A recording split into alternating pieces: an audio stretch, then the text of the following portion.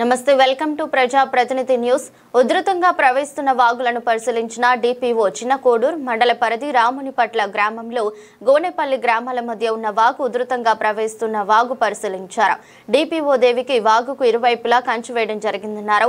గోనెపల్లి ప్రజలు ఇబ్రహీం నగర్ మీదుగా గోనెపల్లి వెళ్లాలని సూచించారు.